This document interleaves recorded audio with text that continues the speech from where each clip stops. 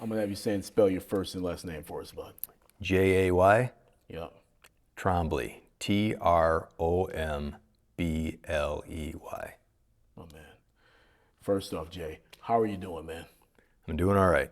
Yeah. I'm doing okay. I'm sure it's going to take some time to hit me and settle in, but I'm doing okay. Yeah. I got some sleep last night, and I'm doing all right. Still processing. Sure. Walk me through, man, your vantage point when this all went down and the process to, closing that OODA loop and you realize, oh, this is what is in fact happening.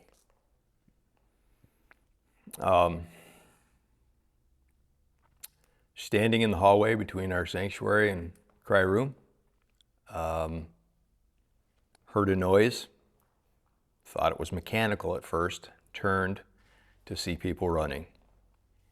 Asked them through a door what had happened. I thought it was in the cry room, and a young woman said AR-15. And I said, where? She pointed, and I headed in that direction out into the lobby. Got into the lobby, realized there was a commotion outside the front lobby doors. Got close, started evaluating the situation, trying to make sense of a person on the ground, a pickup truck there, looked like it had some damage, had heard several bursts of, sounded like automatic rifle fire. Stepped out the door, evaluated the situation somewhat, realized who the pickup belonged to, that it was somebody from our church, and then realized that the threat was still a threat. Retreated. He fired some more into our building. By the grace of God, he missed me. He hit another person in the calf. And after that, I engaged him and took care of the threat to the church. So, and then stood back, cleared the scene, or cleared him from any weapons that he could not proceed to hurt anybody else, as he was still moving some, and cleared the weapons from him, and tried to assess the situation. Fellow parishioners, fellow safety team members started to gather. We covered the suspect. I've never seen, I don't know how, by the grace of God, the police were here within, looking at videos, I believe 2 minutes. Well, they were here. It couldn't have been more than 3 minutes. There was law enforcement here with us. And then it was just to process what had gone on, trying to find out where everybody from the sanctuary had gone, check on them, just move around, try to evaluate the situation the best I could until law enforcement came in and totally took control of the scene. And they were confident that there was no other threats. And at that point, just kind of waited for what was to follow after that. The man who was hit in the leg, Ron, was being attended to by several parishioners with trauma kits, and the man who was driving the pickup was in the front, and the law enforcement was contacted with him, and from there I let law enforcement take over. Yeah. So Right before engaging the young man in question, what's running through your mind when you draw, push out? What's running through your mind when you have them in your sights? You know, it's funny, for many years, as we have trained and practiced and had meetings and evaluated the safety of our building and how to handle situations like this, because we know they happen. The one thing that always has been in the back of my mind, the question, if I hear that noise, will I run to it or will I run from it? And I answered that question yesterday. And I don't know that there was a thought process. I knew, it was muscle memory to go to take care of the threat, to protect the family. And once I realized, could get visual on the threat, that's when decision making came about, evaluating what needed to happen. And that was pretty much the thought process. I can't tell you a lot of thoughts through my head. I don't know. Things go through your head extremely fast. And, so it takes, you have to pick and choose to try to put them together and realize which of those thoughts are actually part of this situation.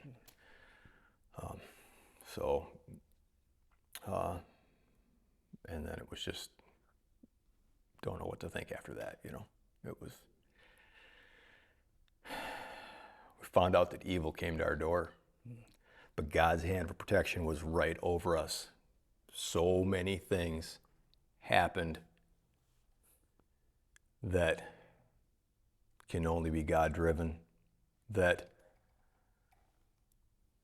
the parishioner shows up late to engage him with his pickup truck to slow him down, that a double pane window stopped 5 rounds, that I'm fairly certain where I was standing to look at the wall behind me, to see the impacts, to see that where rounds from his rifle traveled and impacted, God's hand was protecting me. Just, there's no way around it. He protected all of us. There's no way in this situation. The fact that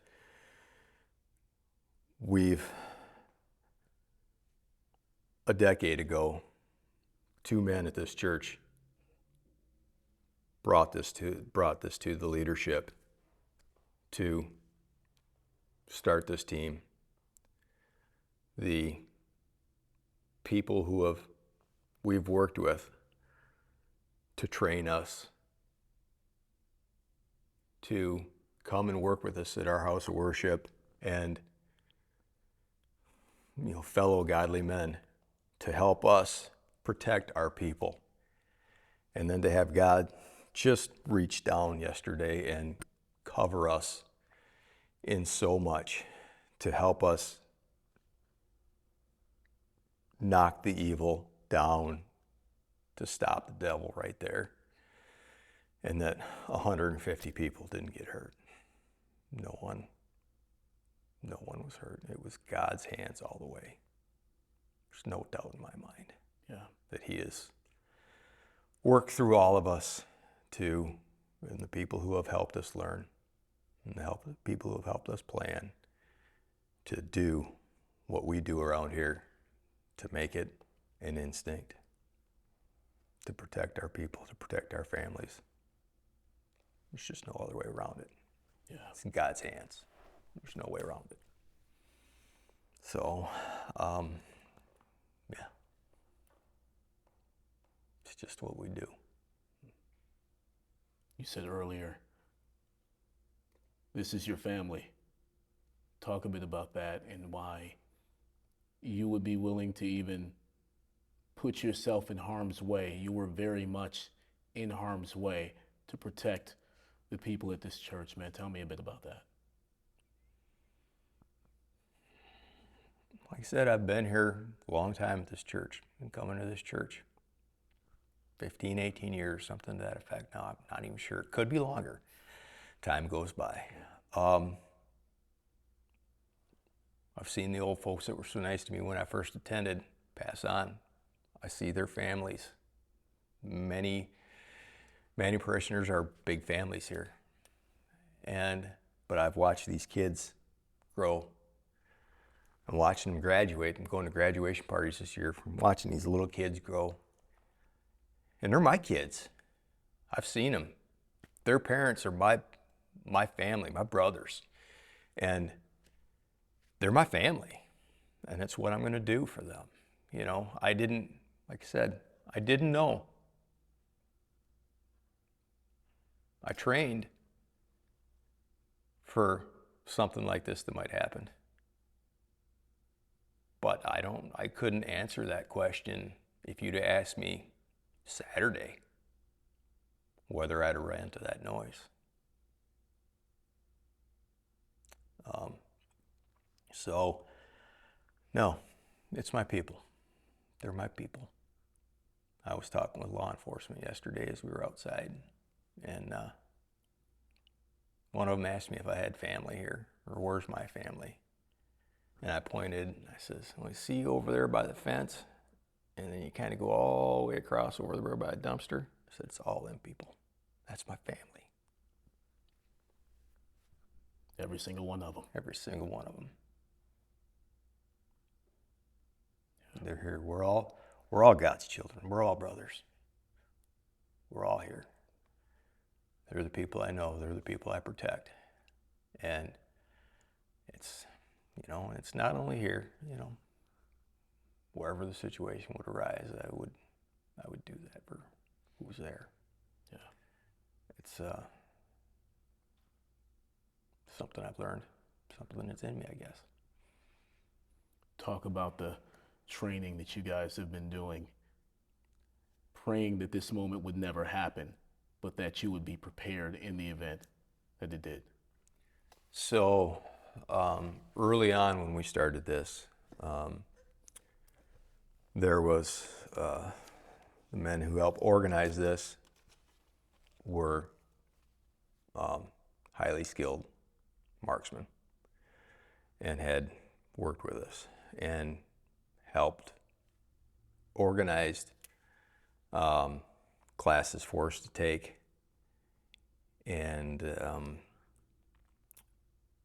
I had the opportunity to go to a world-class facility in Las Vegas, outside of Las Vegas, back in 2017, to train there.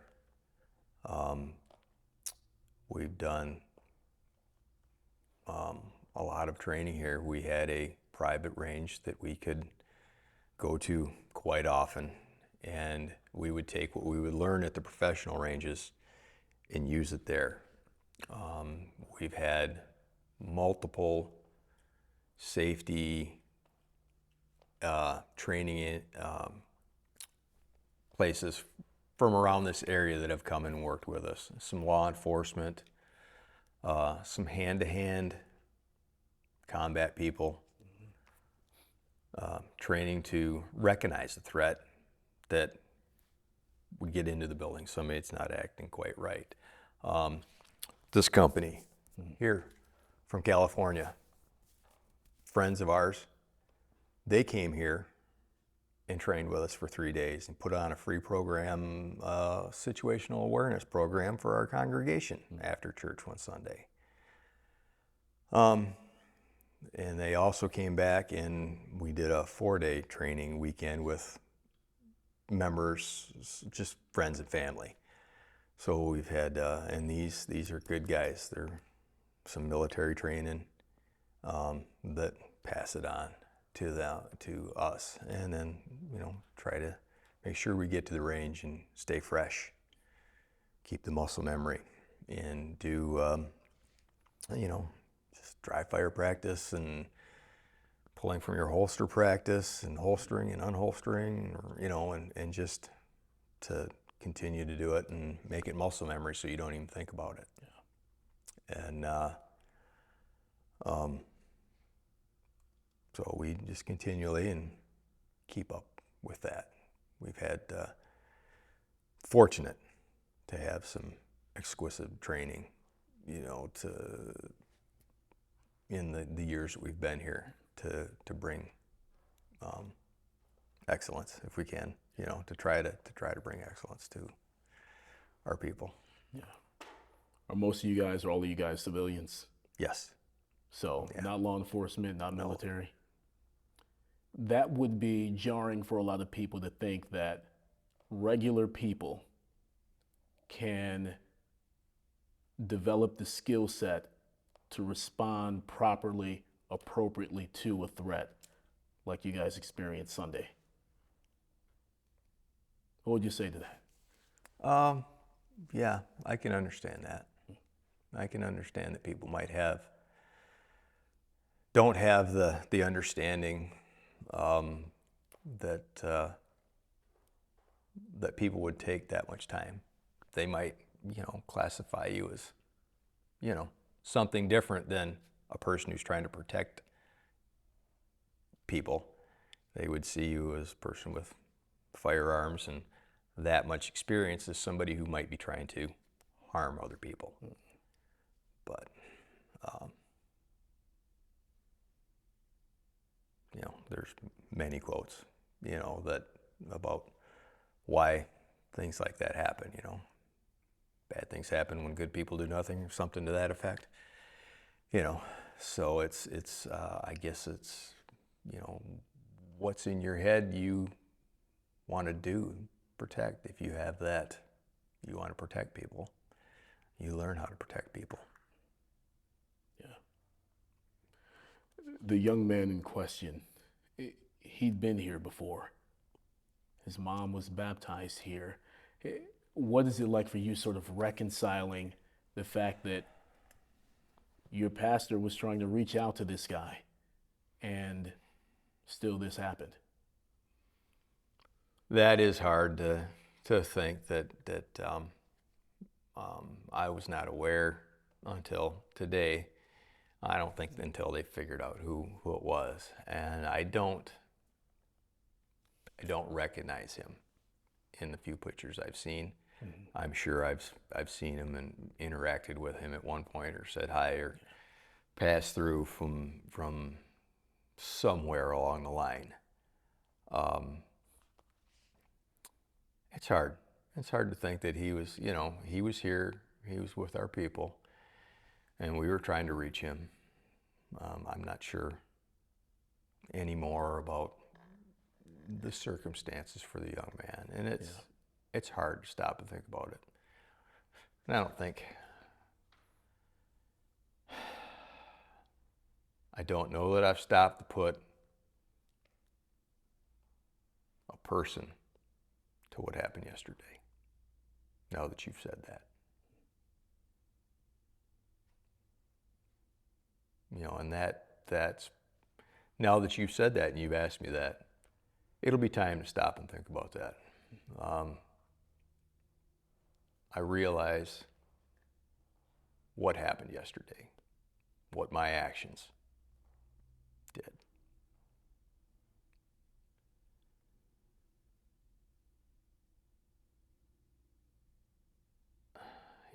I will reconcile with the Lord on the time for that.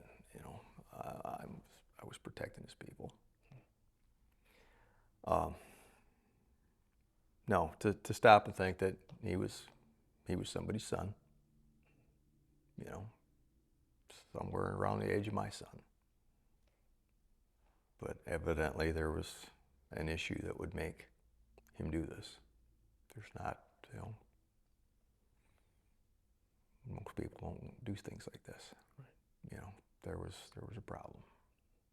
And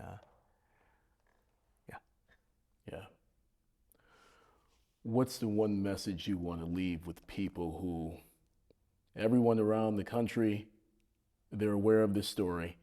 People around the world are aware of what happened here, how you responded, the other guys on the team responded. What's the one thing you want people to walk away with when it's all said and done?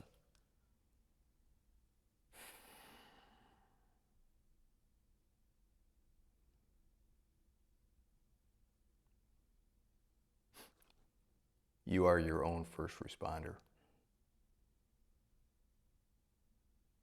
You are the first person on scene. Doesn't matter whether it's someone trying to hurt you, an injury, something. You are your first responder. The police will be there soon. The ambulance will be there soon. You're the one that's got to handle it to begin with. And you have to learn how to take care of that stuff. You can't always rely. Our local law enforcement was here so fast yesterday. It was incredible. I cannot believe it. God bless them. God bless them people. They were, I don't know how the Lord brought so much law enforcement on top of us right that quick. To see the video, the security footage of it, and to realize how soon law enforcement was running around the corner of that building. They are, we call them our first responders, but you have to take care of yourself. You have to learn to take care of yourself and take care of the people around you. Yeah. That's what we spent time, all the times that we've spent as our safety team at this building. And we don't just, we started out as a security team. We brought ourselves up to a level of security. And then we realized that this is a big building. Other things happen. We need a safety team. We need to keep our eyes that there's nothing wrong in the building, that somebody's going to get hurt. There could be a fire in this building. This is a large building. We need to figure out where to get people. We have children separated from their parents in class. While we're in the sanctuary, them kids are learning by the wonderful teachers teaching them the word of God.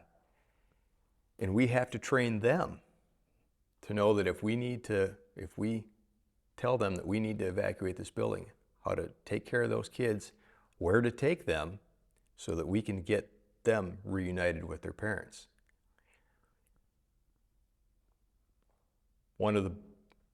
I've always thought that one of the biggest threats, the most likely problem we'd ever have here, is our weather. A tornado, something to that effect. And to find someplace that, get people moved and get them to shelter. So it's a safety team to take care of any, we first aid, we have an AED, we have trauma kits, we have all that stuff on site with limited knowledge on, we have first aid people that have come in and trained with us. We've been trained on Narcan use if we have somebody that has a problem or we think might be that, using the AEDs and basic first aid to get somebody until the fire department, until the EMTs get here. So that's where we stand with that. It's a safety team. That's why we call it that, to cover all bases of threats that might come to our family here. There we go. Man, any last thoughts, man?